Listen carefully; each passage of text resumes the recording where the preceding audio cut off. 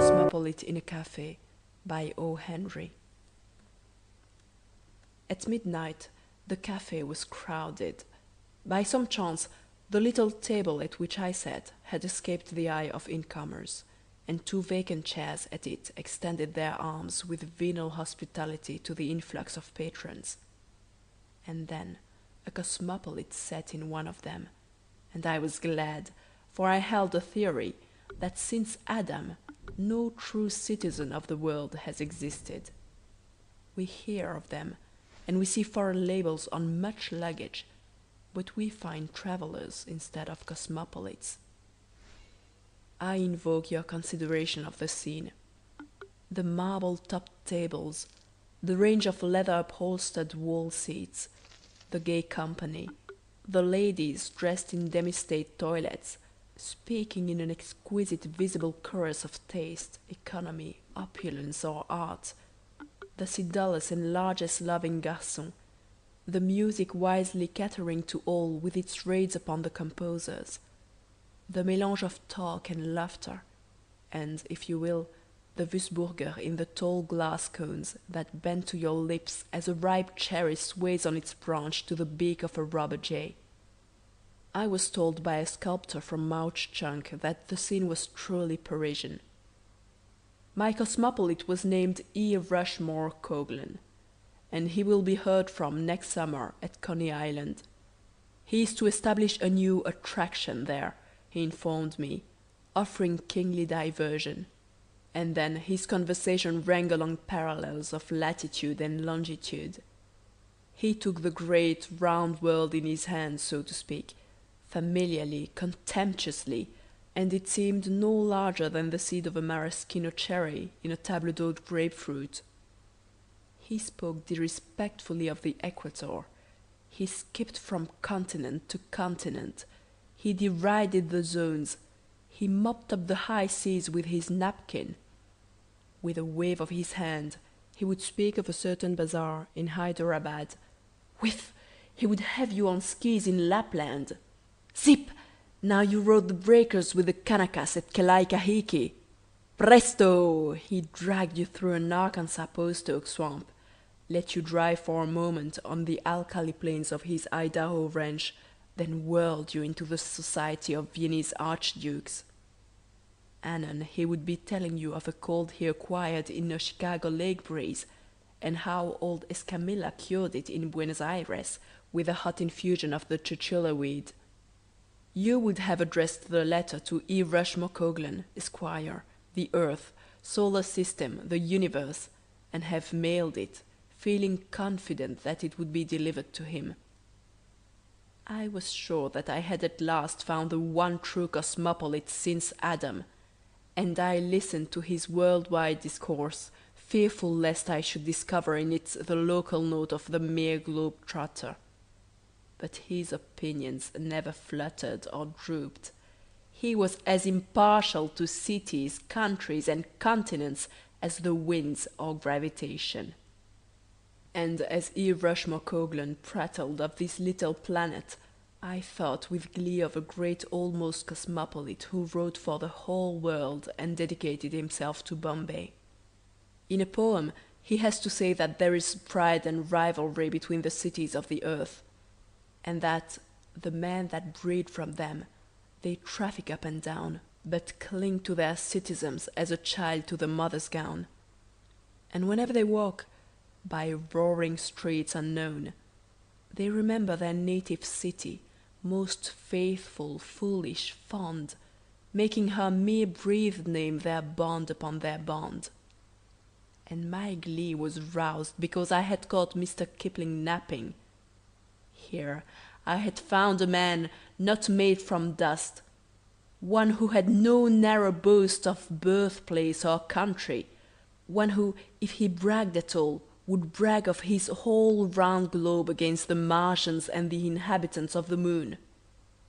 Expression on these subjects was precipitated from E. Rushmore Coglan by the third corner to our table. While Coglan was describing to me the topography along the Siberian Railway, the orchestra glided into a medley. The concluding air was Dixie, and as the exhilarating notes tumbled forth, they were almost overpowered by a great clapping of hands from almost every table. It is worth a paragraph to say that this remarkable scene can be witnessed every evening in numerous cafes in the city of New York. Tons of brew have been consumed over theories to account for it. Some have conjectured hastily that all Southerners in town hie themselves to cafes at nightfall. This applause of the rebel air in a northern city does puzzle a little, but it is not insolvable. The war with Spain, many years' generous mint and watermelon crops, a few long-shot winners at the New Orleans racetrack, and the brilliant banquets given by the Indiana and Kansas citizens who compose the North Carolina Society, have made the South rather a fad in Manhattan. Your manicure will lisp softly that your left forefinger reminds her so much of a gentleman's in Richmond, Virginia. Oh, certainly. But many a lady has to work now. The war, you know. When Dixie was being played, a dark-haired young man sprang up from somewhere with a Mosby guerrilla yell and waved frantically his soft-brimmed hat. Then he strayed through the smoke, dropped into the vacant chair at our table, and pulled out cigarettes. The evening was at the period when reserve is thawed. One of us mentioned 3 Wurzburgers to the waiter. The dark-haired young man acknowledged his inclusion in the order by a smile and a nod. I hastened to ask him a question because I wanted to try out a theory I had. "Would you mind telling me," I began. "whether you are from—" The fist of Eve Rushmore Coglan banged the table as I was jarred into silence. "Excuse me," said he, "but that's a question I never like to hear asked. What does it matter where a man is from? Is it fair to judge a man by his post-office address? Why, I've seen Kentuckians who hated whiskey, Virginians who weren't descended from Pocahontas, Indianians who hadn't written a novel, Mexicans who didn't wear velvet trousers with silver dollars sewed along the seams, funny Englishmen, spendthrift Yankees, cold-blooded Southerners, narrow-minded Westerners, and New Yorkers who were too busy to stop for an hour on the street to watch a one-armed grocer's clerk do up cranberries in paper bags. Let a man be a man, and don't handicap him with the label of any section." "Pardon me," I said, "but my curiosity was not altogether an idle one. I know the South, and when the band plays Dixie I like to observe. I have formed the belief that the man who applauds that air with special violence and ostensible sectional loyalty is invariably a native of either Secaucus, New Jersey, or the district between Murray Hill Lyceum and the Harlem River, this city. I was about to put my opinion to the test by inquiring of this gentleman, when you interrupted with your own larger theory, I must confess." And now the dark-haired young man spoke to me, and it became evident that his mind also moved along its own set of grooves. "I should like to be a periwinkle," said he mysteriously, "on the top of a valley and sing too-ra-loo-ra-loo." This was clearly too obscure, so I turned again to Coglan. "I've been around the world 12 times," said he. "I know an Eskimo in Upernavik who sends to Cincinnati for his neckties. And I saw a goat herder in Uruguay who won a prize in a Battle Creek breakfast food puzzle competition. I pay rent on a room in Cairo, Egypt, and another in Yokohama all year round. I've got slippers waiting for me in a tea house in Shanghai, and I don't have to tell 'em how to cook my eggs in Rio de Janeiro or Seattle. It's a mighty little old world. What's the use of bragging about being from the North, or the South, or the old manor house in the Dale, or Euclid Avenue, Cleveland, or Pike's Peak, or Fairfax County, Virginia, or Hooligan's Flats, or any place. It'll be a better world when we quit being fools about some mildewed town or 10 acres of swampland just because we happened to be born there." You seem to be a genuine cosmopolite. I said admiringly. But it also seems that you would decry patriotism. "A relic of the Stone Age," declared Coghlan warmly. "We are all brothers. Chinamen, Englishmen, Zulus, Patagonians, and the people in the bend of the Kaw River. Some day all this petty pride in one's city or state or section or country will be wiped out, and we'll all be citizens of the world, as we ought to be." But while you are wandering in foreign lands, I persisted. do not your thoughts revert to some spot, some dear and... "Nary a spot," interrupted E.R. Coghlan flippantly. "The terrestrial, globular, planetary hunk of matter, slightly flattened at the poles and known as the Earth, is my abode. I've met a good many object-bound citizens of this country abroad, and I've seen men from Chicago sit in a gondola in Venice on a moonlit night and brag about their drainage canal.